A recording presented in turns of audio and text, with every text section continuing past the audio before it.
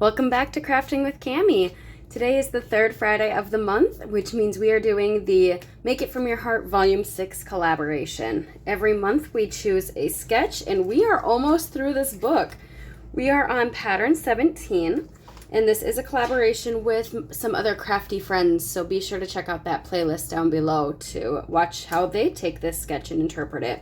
We're almost done. There's only a couple more. We're going through pattern 19 and we are on 17. That's so sad. There's 4 4x6 photos and 4 4x3 photos. We have a lot of pattern paper. They use pattern paper even behind the title. Same with down here. So they have all of the measurements here for you, and I'll walk you through that. I am changing the measurements slightly, but this is what we are creating today. So let's grab a couple Versamats and get started. I'm building this on black cardstock because I have a lot of black and you're not going to see any of the background. Instead of pattern paper on the sides, I wanted to bring in this embossing folder. I got this with the Reindeer Days collection. It's a Forever Plaid 3D embossing folder. You can get this separate, so if it's still available, I'll have it linked down in the description box.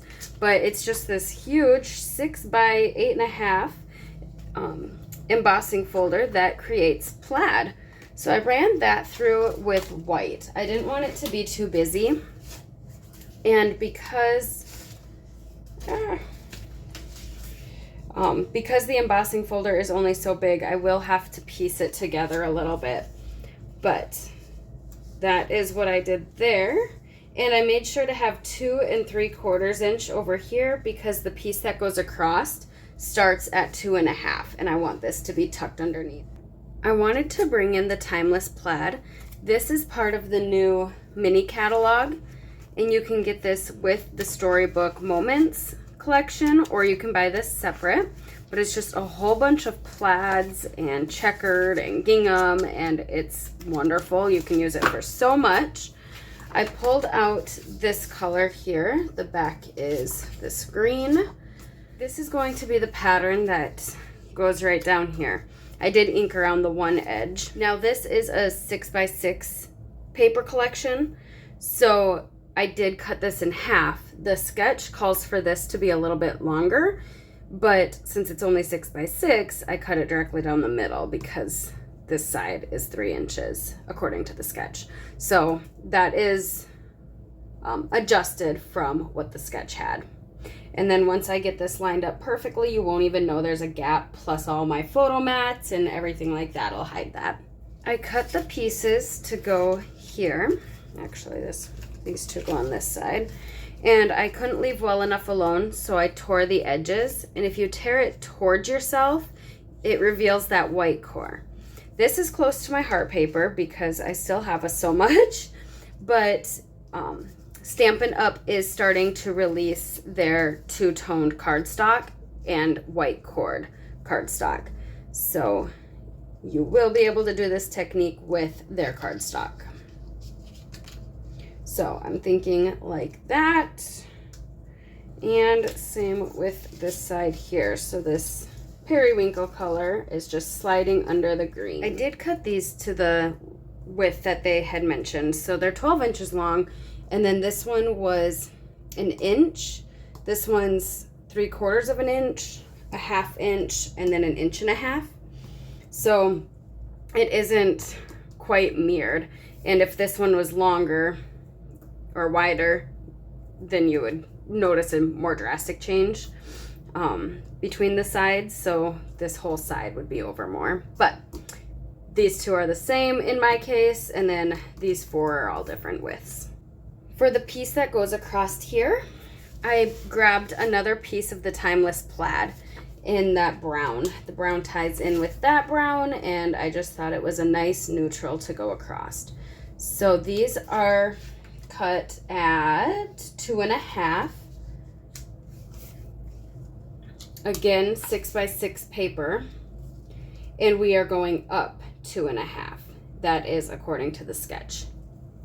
To finish this off, they have some zip strips. I cut 1/2 inch pieces of blue and I thought the light side of Sapphire, which is a close to my heart color, went all right with this. It is darker, but I think it coordinates.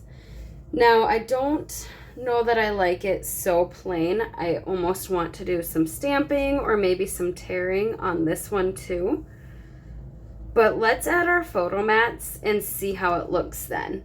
And I also cut this banner that goes behind these photo mats here. And that goes right about there. And I did that in blue as well. So then if I do my photo mats in the same place they have theirs, I cut this out of the toffee. And I did ink around the edges. So they have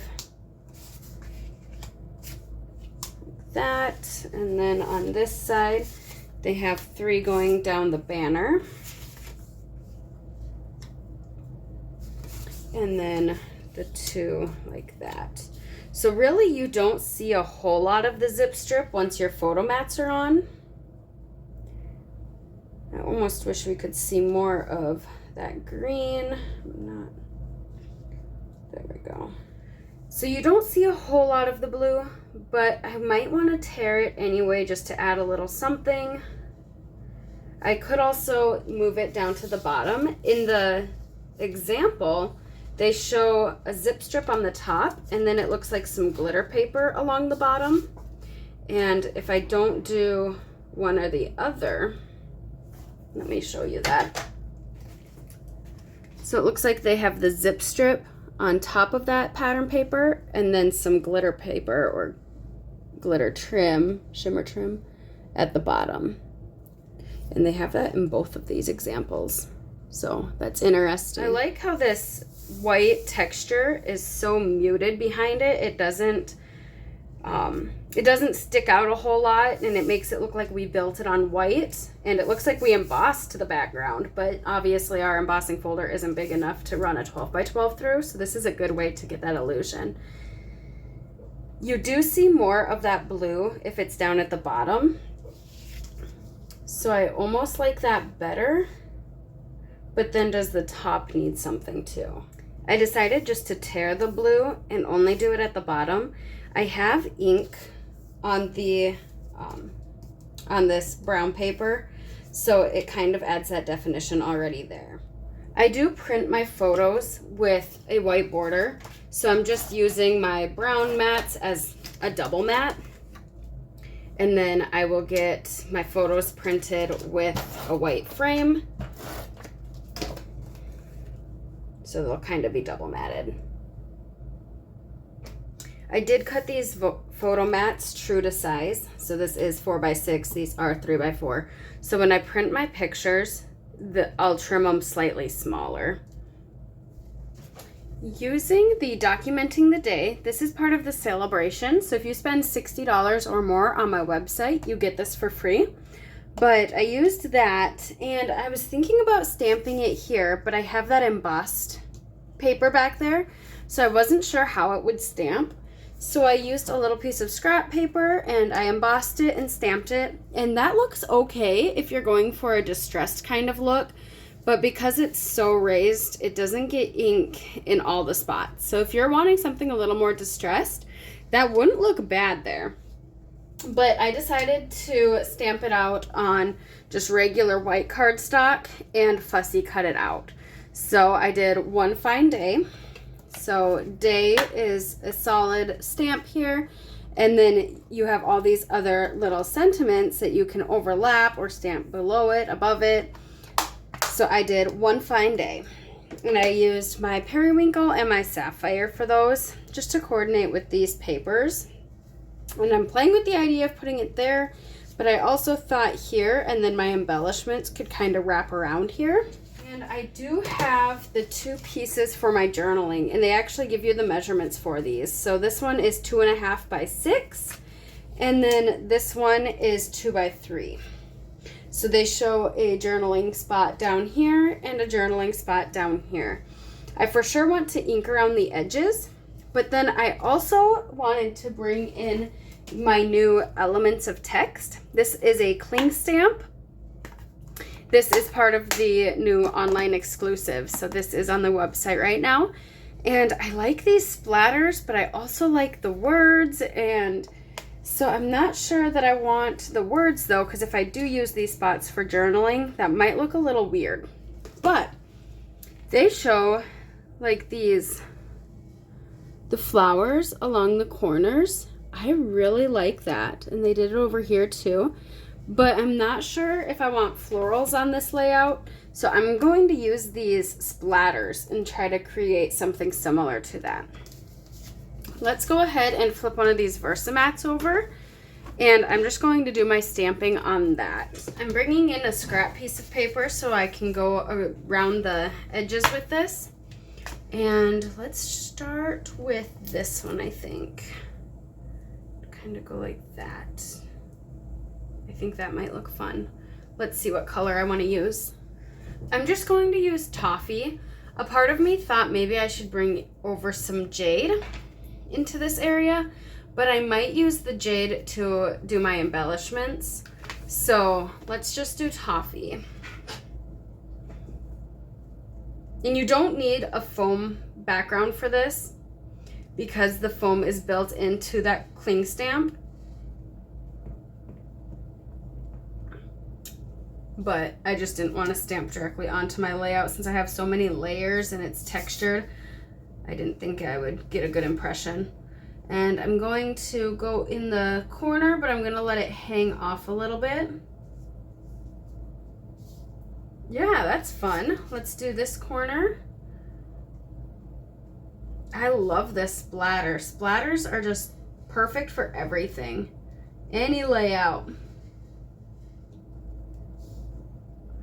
Very cool. And then let's just run it into the ink pad since I can be a little sloppy with it. You could even round the corners. Let's do the other one. I have so many ideas for this Elements of Text stamp.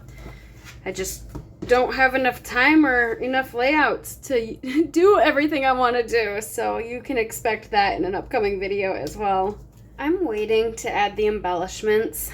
I'm picturing some embellishments going here, maybe a little bit there just to kind of finish off this corner, some embellishing down here, and then they show a little bit over in this area, so I might just do kind of like a triangle going this way with my embellishments. But because I don't have my photos yet, I'm not sure where I want embellishments or what embellishments I want. Do I want florals? You know, florals go with everything it seems like, but this is more of a masculine layout in my opinion, like with the plaids and just more neutral colors, makes it a little more masculine, but you could definitely feminize it by adding those florals. So I'm just not sure what photos I'm going to put on here, so I don't know what embellishments to put on, but that is my idea, is to kind of this area down here and then over in this area. Lots of room for journaling. Let's bring that sketch back in here. I do like how they have that little date right there, and they did a tab down here. So definitely ideas for when I do go to embellish this. But I'm liking how simple this is, and one fine day goes for any occasion. Whatever my pictures may be, that works. So if you enjoyed how this came together, be sure to like and subscribe so that when I go to add my photos, you don't miss out. I do like to record and document once I add the photos, because I know a lot of you scrapbook your photos directly onto the page, or you create the layout around your photos. But I do like creating just the layouts ahead of time and making the photos fit. I do want to show you some alternatives. You can always do 2 3x4s in place. These need to be trimmed down a little bit since they since this is a true 4x6. If you wanted to see any of the brown, you would just need to trim this a little bit more. But you could do that, you know, you could have the 2 verticals in place of this. So this layout is definitely flexible on how many photos you add and what direction. So you could definitely do verticals in place of this and horizontals in place of this if you have even more photos. So this layout, you can fit a ton of pictures. It's meant to hold 8 photos, but you could definitely double that by 1, 2, 3, 4, 5, 6, 7, 8, 9, 10, 11, 12. You could fit 12 if you had different orientations. Or flip-flaps, of course. So definitely a flexible layout. I hope you guys enjoyed this. Be sure to check out the playlist down below of everybody else that created this sketch and how they made it work for their photos. Until next time, live a life worth scrapping. Bye, guys.